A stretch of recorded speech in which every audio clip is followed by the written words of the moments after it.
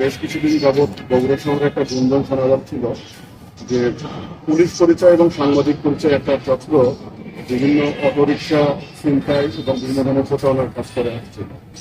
তো এর মধ্যে গত 25/4/2026 খ্রিস্টাব্দ আমরা একটা অভিযোগ জানতে পারি যে পিএমএসএস হাসপাতালের দিকে একটা অটোরিকশায় একজন অজ্ঞাতনামা যাত্রী উঠে সেখানে যাচ্ছিলেন এবং হাসপাতালে পৌঁছানোর পর সেখানে আরেকজন অজ্ঞাতনামা যাত্রী এসে দুজন যাত্রী মিলিতভাবে কথা বলেন এবং এক পর্যায়ে তারা সেই সিএনজি চালককে তাদের পুলিশ পরিচয়ে দেওয়া একটা মাইক্রোবাস থেকে একটা চিঠি বা কাগজ নিয়ে আসতে বলে।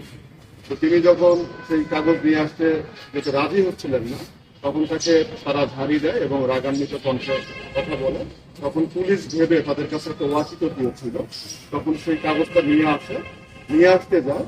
তো নিয়ে আসার পর দেখে যে সেই দুইজন যাত্রী এবং ইজি বাইক সেখানে নেই।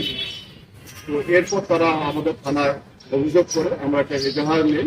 এই এজাহারের সূত্র ধরেই আমরা গতকাল 4 মাথা সাদা যে আবাসিক হাইওয়ে হোটেল আছে সেখানে আমরা অভিযান চালিয়ে সেখান থেকে 5 জনকে গ্রেপ্তার করি এই চক্রে।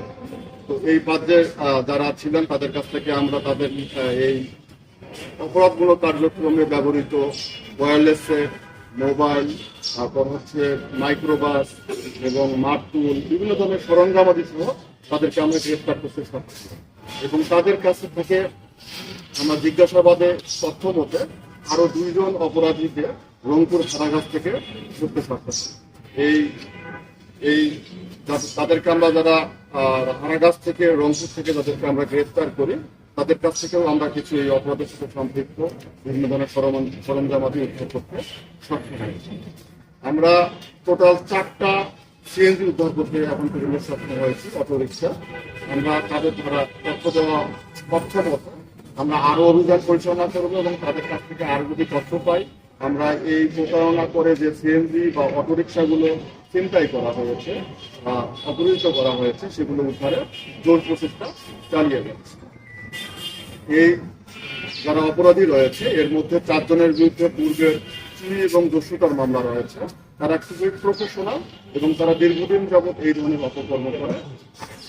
আমরা সকলকে ধন্যবাদ জানাচ্ছি আমাদের